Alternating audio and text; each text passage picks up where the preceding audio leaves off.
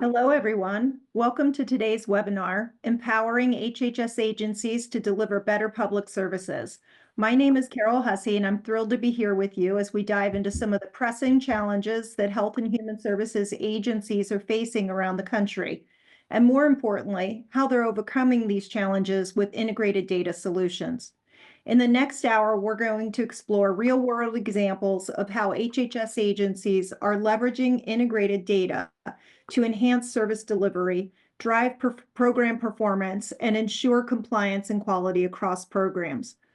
From improving response times and accuracy to making data-driven decisions that truly impact communities, we'll cover the essential elements needed for effective data management. And you'll hear about how to do this quickly to achieve rapid results. And of course, we want this to be interactive. After our presentation, we'll open up the chat for a Q&A session where you'll have a chance to share your thoughts and ask questions and engage with our team. So thank you for joining us, and let's get started. First, I'd like to introduce our panelists today. We have with us Michelle Pryor, who is a national health and human services consultant and subject matter expert. She has spent her career working around the country, helping to improve programs and services across the spectrum of HHS programs. And we also have with us Gary Katz, who is a senior account executive with Progress MarkLogic. Gary is going to be sharing with us how their solutions can improve immediate value, leveraging the investments that you already have and those assets that you have to improve your organization quickly. So with that, let's dive in, and I'm going to first ask Michelle to start by sharing with us some of the key challenges that you're seeing, Michelle, in the health and human services sector today, and how those impact equitable service delivery and outcome alignment. Great. Thanks, Carol. Thanks for having me today. So as Carol mentioned, I've worked a lot with a bunch of states around the country, and I'm going to focus today not only on child welfare, which is where I started my career in consulting, but also weave in some Medicaid and mental health. So challenges we're seeing around service delivery, as well as compliance for states, for counties, for jurisdictions. There's been a shift to focusing on prevention. So if you think about substance use disorders, preventing substance use disorders, preventing removals from the home and instances of child abuse and neglect. So being able to focus on families and focus on prevention really requires solid assessment of what clients need and access to services to address those identified needs. And what we're seeing, if we're having a good assessment process and linking people to services quickly and effectively, families should be able to get the services they need to address their family's issues and challenges, and perhaps no longer be involved in the system. The workforce that's tasked with serving our mental health clients, our child welfare clients, the workforce should be able to more effectively and efficiently link families to services, make those referrals timely. At a broad level, at the state level, there's compliance with Families First, with child and family services reviews in the child welfare space, with Medicaid claiming and reimbursement. So being able to have effective services linked to families and knowing where those services are will help states invest at the right level of service at the right time, at the right cost point, and hopefully move families through the system so that they're back to living their best lives. Love that. Thank you, Michelle. These challenges that you mentioned are really pervasive across the spectrum of health and human services. You mentioned a number of them, but we also understand that state programs may be structured differently. And one common aspect is just the vast array of stakeholders when we look across health and human services and how they're all engaged in the delivery of services and in the operations of those programs. So given all of that, data can reside in many different locations, formats, availability, et cetera. How are the organizations handling that today? It's really a mixed bag, Carol. Some do it well, a lot struggle.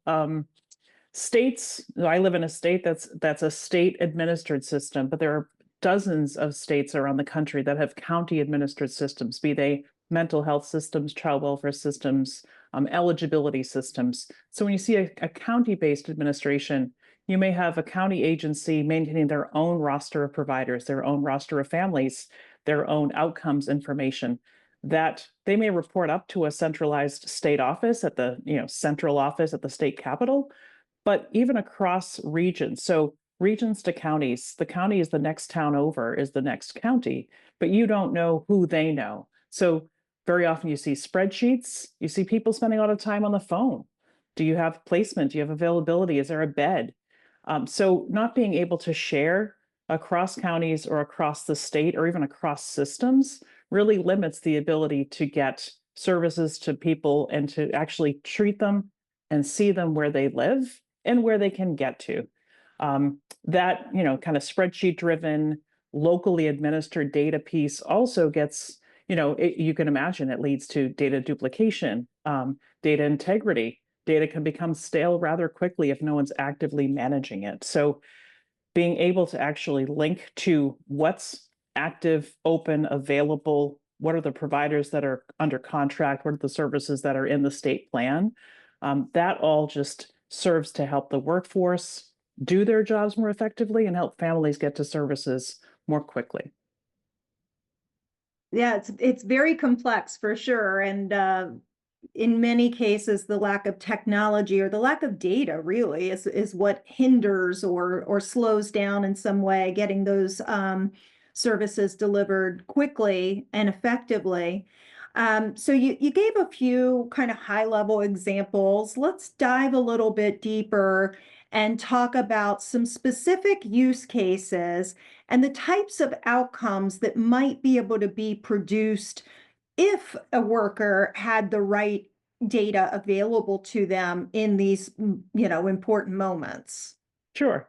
So I think I'll use an example from the child welfare space, but I think this also could transfer to, let's say, mental health services or substance use services, other services that families might need to see a provider for. So within the child welfare space, there is the Family First federal law that actually has encouraged child welfare agencies across the state to look beyond their traditional providers, so look beyond family therapy and look to community partners, leveraging what resources exist within school systems, within community organizations.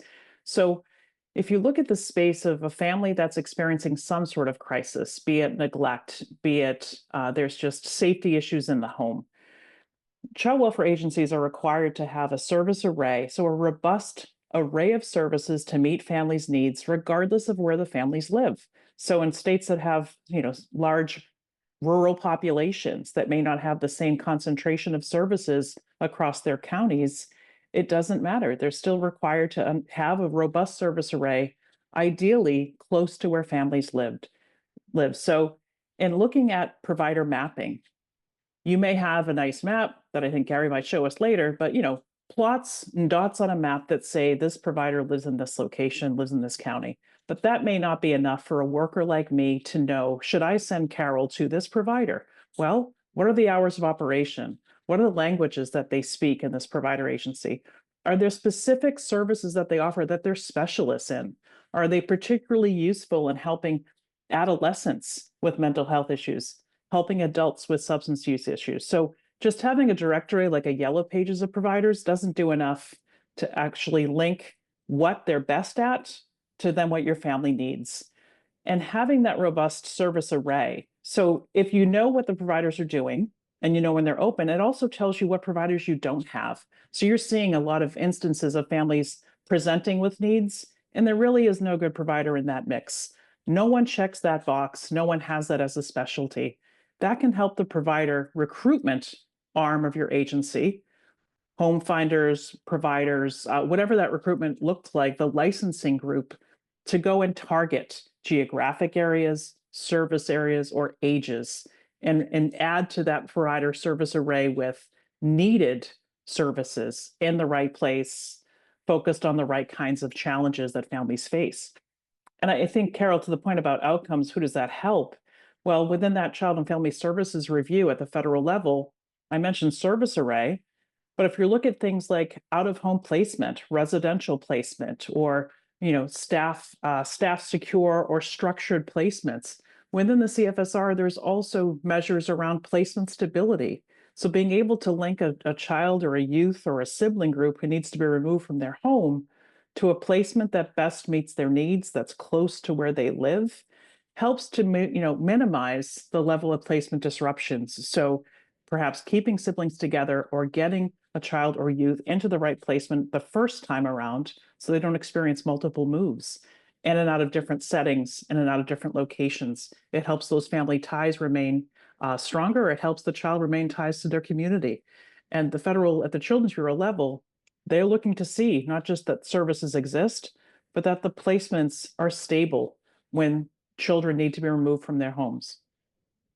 Yeah, that makes a lot of sense. And, we're certainly seeing that a lot with federal regulations and oversight. It's not just about service delivery, it's tying that delivery to outcomes. And how do we, report on that? What are those key performance indicators? And in many cases, they're already defined for us at the federal and state level, but having that right level of data, not just for reporting, but at the point of where it originates is really key to being able to produce the report, right, in an efficient manner as well. So all great points. One of the things that we've all become painfully aware of in recent years, whether it be the pandemic or some of the natural disasters that have been happening, is the demand for services obviously increase and during these unexpected events. So when these spikes occur, how could we use data integration across programs and outside of government agencies even, or in communities, to really get around like disaster response as it relates to eligibility or preventing fraud, waste, and abuse, getting services delivered more rapidly? How might we think about data integration as it relates to these sort of unexpected events? Sure. I think I'll start maybe with fraud and abuse first. So, if you think about displaced people, so they're displaced, the first example I gave was within child welfare. When children are removed, they're displaced in some way as well. But you think about entire communities, families, extended families, people needing to flee their homes. We just saw it most recently with hurricanes in the Southeast. Um, when you have a family that's receiving SNAP, receiving Medicaid, maybe receiving other types of concrete supports and cash assistance, as they move to a different part of your state, to a different state, to a different location, having data integration, having a way to access who is living where and who was previously served by our state agency can help with preventing fraud and abuse so that your families don't apply for additional, food stamp or SNAP benefits in county X and then travel to county Y or county Z. And because we don't know who that family is, potentially they're getting 2 or 3 times the benefit. Or conversely, they were on SNAP. They just want to have their EBT, their debit card that's loaded up with benefits made available to them. So there is, if they're lucky, there's a store that accepts SNAP. It hasn't been knocked out. The power hasn't been, kind of taken down with a natural disaster, but they have no way to access their SNAP benefits. So delivering benefits where people live, be it in shelters, perhaps they're living with extended family, they've moved in with just people who've opened their homes. But if systems can communicate with FEMA, with the Red Cross, with shelters, and people can make themselves known where they are, whether it's the child welfare agency can then locate children who may have been in foster care. They can locate youth who've been in some sort of congregate care. But public safety may wish to know where people on parole and probation, where they have moved to. Medicaid would want to know that a person who used to receive their twice a month treatments at some location now needs to be seen in a different location across the state. So we can help reinstate Medicaid delivery and Medicaid benefits, as well as SNAP benefits. And ideally, for people looking for individuals for whatever reason, schools don't know where their students went, child welfare agencies don't know where their foster children went, public safety or probation don't know where their clients have gone. This allows for it with integration and hitting up some non-traditional sources of data. It could help a variety of stakeholders. And I think one thing we've seen most recently with Facebook is, people marking themselves safe from whichever disaster might be befalling them, from whatever disruption might be happening. So it's not just who's signed in at the high school gymnasium and who does Red Cross know about, but what else might you look at? Is there an EBT swipe where someone's used their SNAP card to buy some food for their family, but they're 3 counties away? Just social media, Instagram, Facebook, and check-ins and TikTok. Does that tell us where people might be? Folks that we might be looking to link up with because we want to make sure their benefits aren't disrupted, that they get the medication that they need, or that they don't miss an appointment because they're undergoing some important medical treatment. I think I'd probably stop there, Carol. There's a lot of places to go. And I think a lot of people who could benefit from understanding, movement and patterns of movement in times of crisis. Yeah. Yeah, definitely a lot of opportunities. And I have to say, I really enjoyed our preparation for this webinar and talking about the world of possibilities and where we could go from here. Getting outside of our traditional transactional thinking and really meeting people where they are to be able to provide the services that they need really lends itself to a lot of interesting things, but it does require a lot of that back end integration. So even if you have the front end sort of worked out, how do we connect on the back end? So with that, I'm going to kind of pivot over to Gary.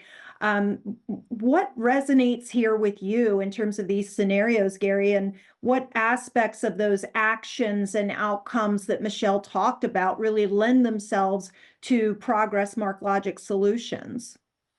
So I think a lot of good points have been brought up today. Michelle mentioned something that was very specific here about how you have this data. It's there, but how do you connect it all together?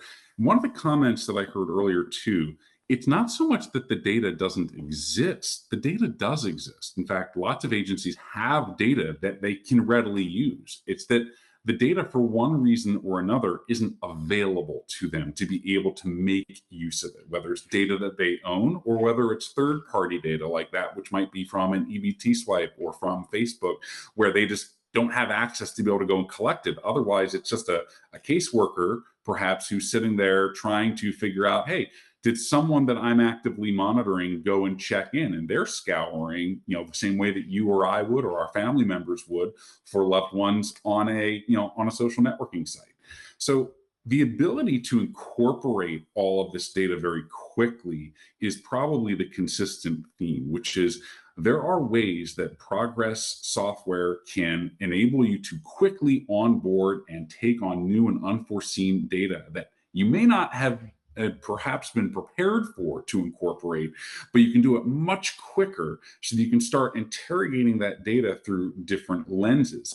This is a fundamental redesign of how you look at data problems. Oftentimes, these data problems, they're not just data problems, they're data and systems problems. But what Progress can help you do is really focus on the data component of this on the first side to get that data in and get that data right, and also be able to roll out applications very, very quickly that enable you to get that data out, explore that data, to interrogate that data through multiple different lenses. So a good example of this that we've worked with once in the past is a multi-agency safeguarding hub. This was done for a customer out in the UK. They had first responders, they had medical folks, they had educational folks, they had law enforcement, all looking at an individual person through multiple different lenses. Each one had information to contribute and information that they needed to receive, but they didn't have the totality of it. So it was a way for them to be able to both share information as well as collect information that each other has about a specific individual who was the subject of what they were looking for, be it an emergency situation, from a natural disaster, be it from a situation in the home. We're talking about a child perhaps, who's now in the foster care system, to enable them to glean what they needed to glean that was appropriate for their view, while also being able to contribute that information very quickly. So there are lots of ways that the Progress software and Progress data and decisioning platform can allow you to onboard that information, curate that information, and then expose that information for downstream consumption, which could be from a geographic perspective, can be from a time-based perspective, can be from a general search and discovery perspective, can be all of the above in one shot, whether you are a state agency, whether you are the caseworker who's looking up individual, folks who you are tracking. There's appropriate views that can be put into your own view of that data so that you can actually get that data in a timely manner and ensure that that data is of higher fidelity than just scouring and trying to bootstrap it on your own by reaching out to third-party systems if you have that information even available to you at that level of ownership. That's great. You have so many great concepts in there, the data first, kind of model. I always enjoy when we talk about interrogating data and what does that look like. Let's kind of tie it back now to some of the challenges that Michelle talked about earlier, and how Progress really addresses some of those, in particular around data management and integration to support those equitable outcomes. So a little more detail in terms of how these solutions can work in terms of that integration capability. Sure. So this is probably a very good segue. I'm going to share my screen so that folks can get a quick overview here. We've talked a bit about identifying providers and being able to figure out where providers may be. We've actually done a lot of work with providers, albeit in a different lens, but it's a very good example of how you can get that data in, get that data right, and then expose the appropriate view of those providers to downstream consumption, whether that is for the caseworker or whether that is perhaps for a state agency and its own reporting requirements. Okay, so very quick high-level overview here. When we talk about the Progress data platform, we really come at this from a data-first perspective, right? If I had to sum up what do we do in a nutshell very, very quickly on the back end of things, not on the front end, but on the back end, we have a data hub that allows for you to load lots of different data sources in as is, and then iterate over that data to create what we call the curated version that allows you to improve the data quality, data normalization, to be able to create a higher fidelity version of that data that you can then start to query for downstream consumption. So we accept new and changing data readily without having to re-architect the underpinnings of it. That is probably one of our biggest value propositions to organizations that are looking to make use of their data, is that they don't need to model all of it up front. They can just load it in and start asking questions of it. Think of us as a combined operational data store with master, patient, or person provider index capabilities, as well as analytic, enterprise data warehouse capabilities, all in one shop. Facilitates interoperability through FHIR standards. That's often important in health spaces, with all of the enterprise features built from the ground up into the data store. So high availability, disaster recovery, government grade security, and a lot of experience working directly on HHS data processing. So this will be the last piece I put about the overall platform, but we're probably best known within HHS environments because we are the back end of healthcare.gov, both the data services hub as well as the marketplace. So if I were to take that down to a different, slightly deeper view, the data and decisioning platform is a combination of different capabilities within Progress software, the MarkLogic Data Hub being a key piece of that, the foundation of it, that also hooks in our data integration capabilities from our data direct lines of product that allow for us to load in EHR data or child welfare data or case management data, load all of it in, and then start to iterate over that in the hub, where you can start to make that data better, even run decisioning rules from our Corticon business rules engine, so that suddenly you have a version of that data that has lots of additional metadata that you can start querying from, whether you're looking for master data, whether you're looking for interoperability data, or very specific functions that are useful in your application, your data service APIs. This is all the back-end stuff. I'm going to stop talking about back-end stuff at this point, because this is how we make the sausage, if you will. But the caseworker doesn't really care about that. The caseworker just wants the data and wants the data to work, and she wants the sausage to smell good and taste good and deliver value. This is how we get there. How we expose this down to the edge, if you will, is via what we call our fast track. Fast track is something that Progress has invested directly into our data platform that allows for you to create visually stunning user experiences that allow you to ask questions of the data without having to know much on the back end of how that data is actually represented. The combination of the Data Hub and Fast Track allow for us to be able to explore this data in a multitude of different ways. You can see from the screenshot that we have here, we can explore it from a graph or network perspective, from time-based perspective, from geospatial perspectives. We have the ability to do full text querying and search at the top here so that you can actually start asking questions in a lot of different ways, but getting very fine-grained answers that are useful for you to help make better decisions off of. So let's talk about this from where's the rubber hit the road. We recently worked with a customer who needed to get a better view of all the providers that they had available.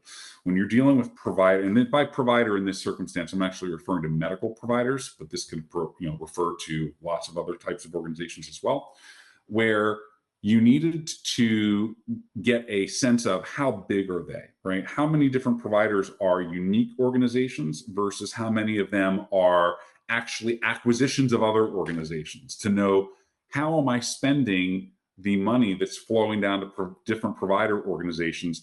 Who am I really ultimately paying? And this is so that you can keep in compliance with the CMS final rule for disclosure of ownership. So we used quick high-level synopsis here. The first task was clean up the data, right? We needed to use the data hub on the back end, those prior slides, to be able to get that data in and get that data right and be able to run mastering routines that allowed for us to be able to say, hey, these organizations kind of look like they're the same. And then allow for it to be managed on the back end, or rather by the front end, by the actual end user. You say, hey, organization A and organization G look like they're the same. Maybe we're going to say that we're going to put them under the same umbrella, and then you later find out actually that's incorrect. You don't want to have to go back to a data person to go and fix that. You want the end user to be able to go and fix that right there. And then lastly, to be able to run calculations and analytics, those EDW-like capabilities where you can actually gain insights into how dollars are being spent or how services are being provided. So this is all, by the way, we showed to the end customer, right? We showed of how the sausage was made, if you will. This is the MarkLogic Data Hub. This is their data being represented inside of it. These are the actual slides we used to show this, showing here's how we brought your data in, modeled your data slightly, improved your data, and ran rules on your data to ensure a good outcome. They never saw it actually running other than this slide. But then we took them into Fast Track. And Fast Track is the front end application that we've run on top of this, showing, hey, look at this provider organization here, McLaren Regional Medical Center. It has lots of different tax IDs. It has lots of different, legal names that are associated with it. We asserted that these are all, in fact, actually the same entity that they were looking for, even though they had very different profiles. Then allowed for them to be able to go and actually make, and run calculations on this to say, hey, here's all of a particular claim or, that was filed based on a yearly basis for maternal health or for specific, CPT codes associated with maternal health on a weekly or yearly basis. So they could get the financial answers that they were looking for as well. But lastly, we added in one other screen. We added in a capability that allowed for them to take the tax ID and break one of them out in case we got one wrong. And as it turns out, by the way, we did. But by running the grouping routine here, the end user was able to go and make a quick adjustment and then create two brand new groups. But let's look at the real piece here. Where's the real significance? And I'll bring this back to some of the points Michelle spoke to. Once you have a clear picture of who you're dealing with, you're able to provide better services. So by way of example, we found an example here with McLaren Regional Medical Center, where McLaren Regional Medical Center, Bay Regional Medical Center, and Ingham Regional Medical Center were all identified as the same provider entity. This is the same provider that's providing groups here. When we first saw this, our first reaction was, oh, darn, we messed up. This didn't look right to us. But we did some quick verification, and you can see that in 2012, Ingham Regional Medical Center rebranded to McLaren Greater Lansing. Even though they had different names and tax IDs and mailing addresses, we were able to clean up that data and get a better view of who were the actual provider entities within that state. Once you have the data available to you in a way that you can start interrogating it in multiple different ways, you can go and provide downstream services that say, okay, now I know where these providers are located. I know it's the same provider. I know that even though different parts of a provider organization may provide different services, they may in fact, as one, now be able to be collected and identified as the same unique entity. So I can say that this overarching provider does provide these services, and they provide it within 15 miles of a particular family that may be in need of them. The fundamental truth here is that once you get that data in and get that data right, you can do an infinite number of operations on that data to expose it for downstream consumption, to allow caseworkers better access to information that they'd otherwise have to go and hunt down themselves through good old-fashioned Googling. Now you can suddenly make it available in a crisper, clear way to them. Does that answer your question? Sure does. Yes, thank you for that. One of the things that Michelle had talked about a bit earlier was relative to, unexpected circumstances and events that happen. You showed a minute ago how Fast Track can help with provider coverage, for example. Can you talk a little bit about how Fast Track or other progress tools can support that kind of increased scalability and service demand? Absolutely. So once we have the data available, there's a lot of different questions that we can answer and a lot of capabilities underlyingly that help to address questions that are asked and at times provide alerts to new information that may be relevant. So some examples. The Progress Data Platform is actually comprised of both MarkLogic and something we call Semaphore, which is a semantic knowledge graph capability. Now, what's powerful about the two of these things is that when they work together, as they so often do, it allows for us to expand the questions that are asked to be able to encompass questions that may not have been asked explicitly, but that address the same issue. So for instance, if you're looking for resources for diabetes, for folks who have diabetes, someone may ask the question, where do I find resources for the sugars? The sugars is another way of referencing diabetes, but you're never going to find it inside of any CPT codes represented that way. But we know just based off of colloquialisms and how it's referred to that it's actually referring to diabetes. So if you combine the way that people actually refer and ask for data versus how the data is represented, and you have the capability to merge those two together, you can bring back much more cogent results that address the actual needs of the clients whom you're trying to provide those services to.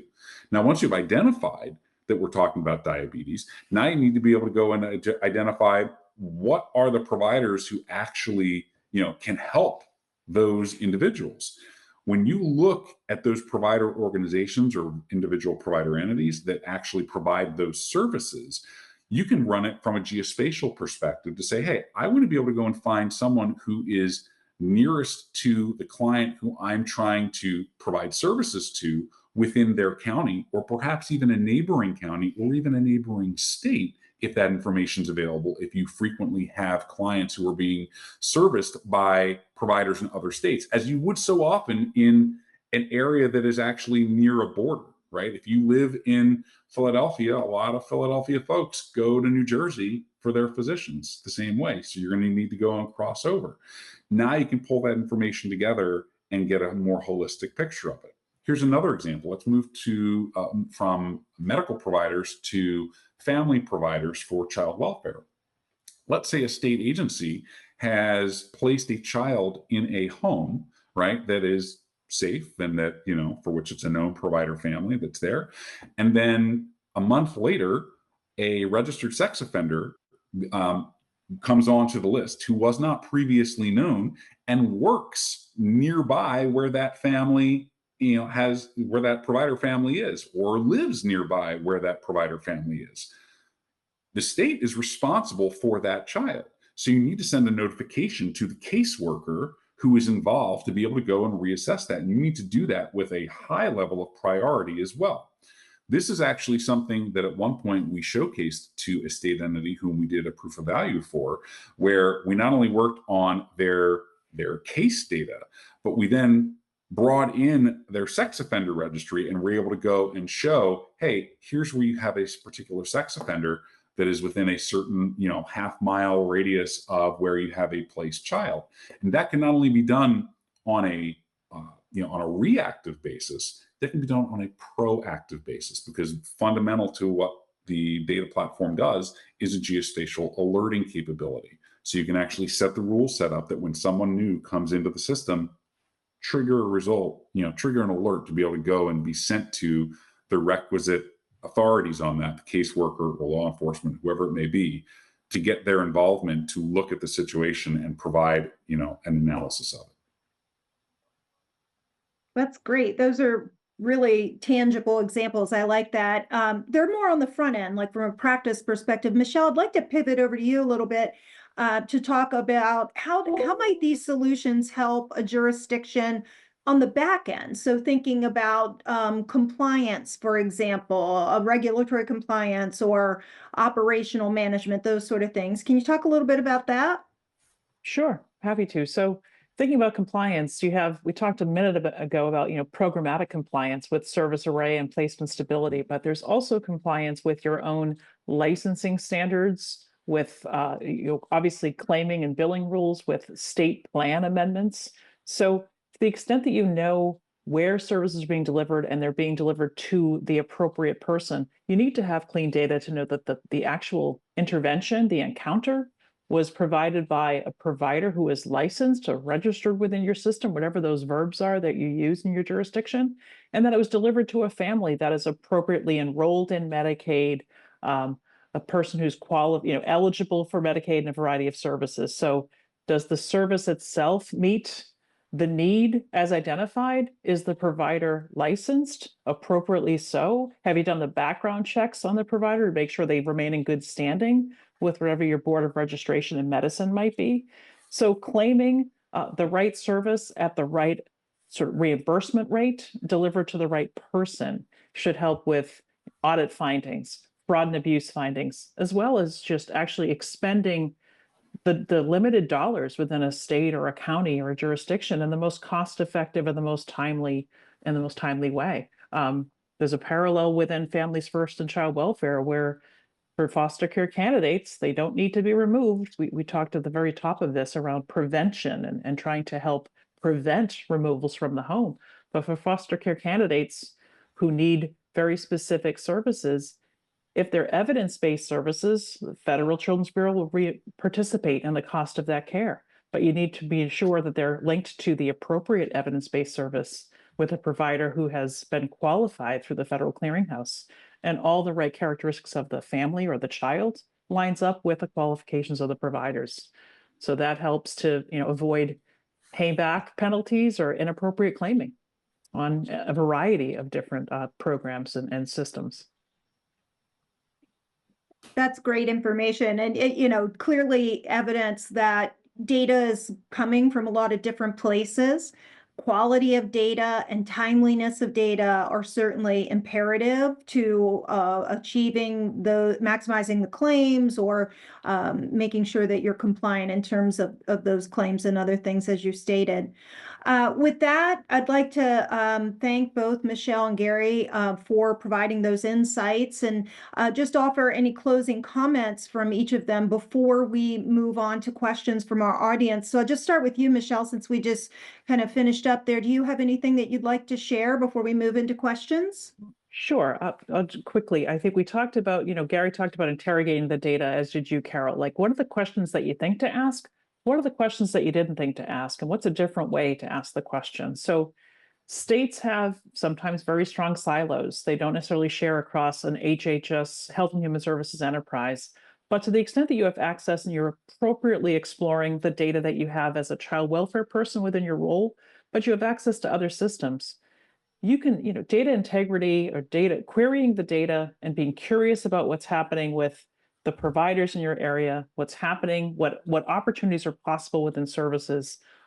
Be mindful of privacy, be mindful of not going beyond where you're an authorized user, but interrogating the data can yield some really surprising results and maybe make the frontline worker's job a bit easier to do or a bit more efficient. I think that's my last thought. That's great. Thank you so much for that. I love the notion of just being curious about the data. That really will allow you to get some insights that you might not otherwise have had. Gary, how about you? Any closing thoughts? So I agree. Being curious about the data, I really like that. I believe that being curious about the data and being able to ask questions of that data, you know, that you may not have thought of before, but having the ability to explore it through a different lens, ad hoc, is crucially important. With that, the ability to bring in that data quickly and get that data, absorbed into your platform fast is equally important. It's not the existence of the data, it's the availability of the data at times. And that is probably one of the biggest things that, from a progress data platform standpoint, is that we are not only good at interrogating the data and getting it, so that you can explore it and be curious, we can get that data in very, very quickly. I've come to calling our teams data strike teams. That example that I gave before of that we showed with the provider management with another client, that entire engagement took 6 weeks to do. 3 weeks on the data, making the sausage, and then 3 weeks building the application around it. That is soup to nuts. For the first time seeing it to when we delivered it back.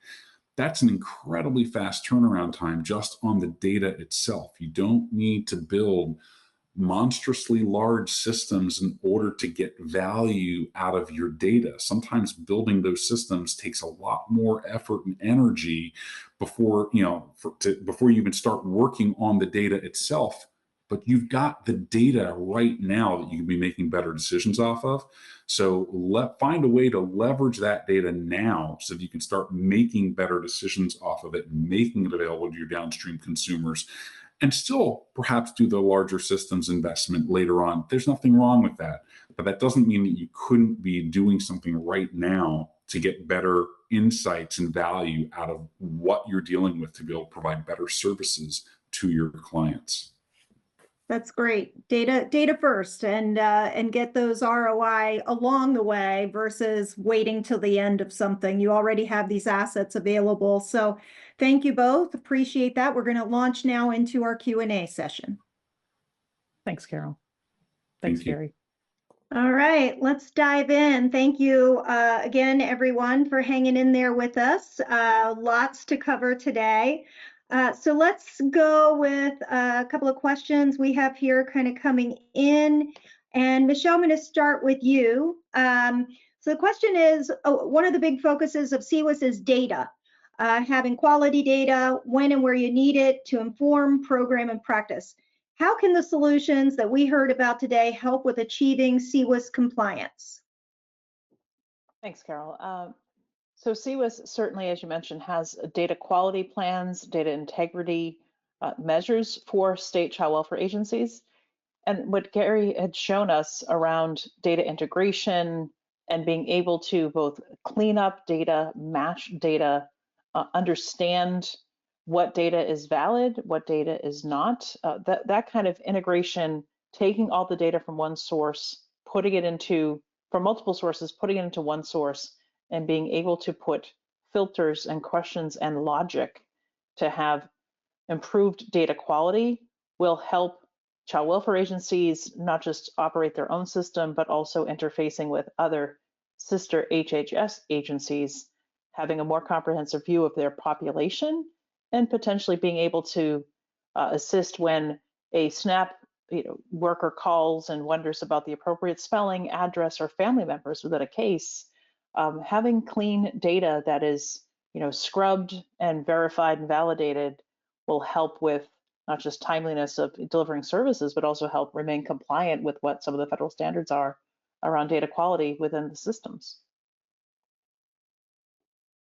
Yeah, that's great. Yeah, and it's just so important to so many aspects of operations and program and service delivery. So all good.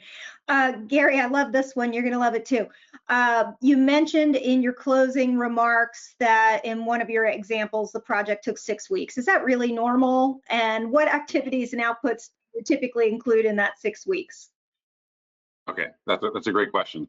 So that activity was what we call a proof of value, right? Where we're working in isolation. And the short answer is, yeah, it took 6 weeks, and that's how quickly we can get results out of data. No doubt about that. If I'm being practical, in a larger system implementations, we often may have other components that we work with, right?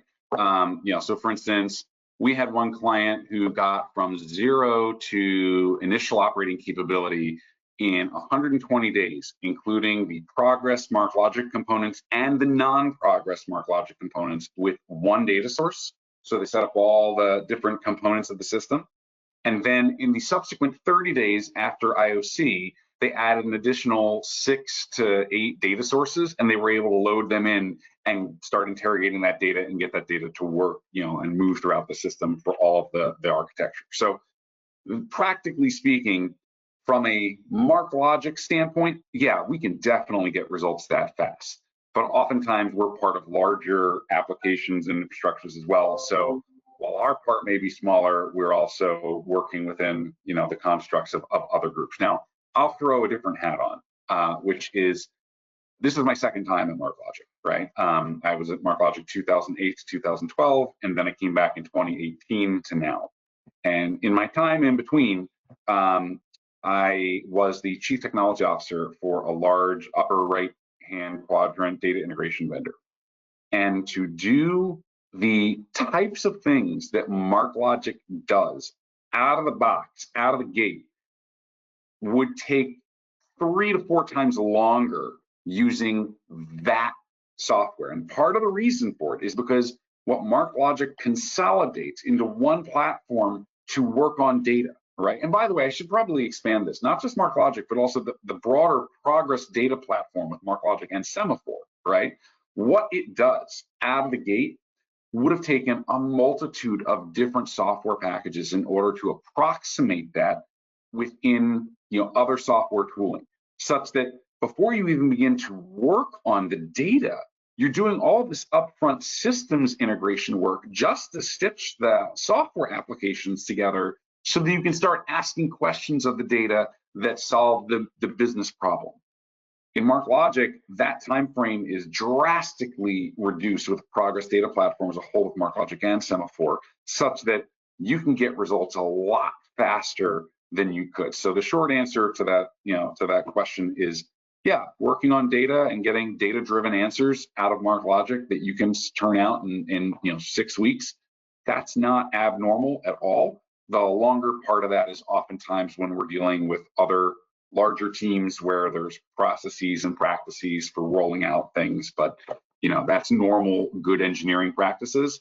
The MarkLogic piece of that, yeah, that sounds about right, to be able to start doing sprints and getting results out of data that are substantive and meaningful. That's amazing. I'm sure people love hearing that. Months, not years, is always a good thing.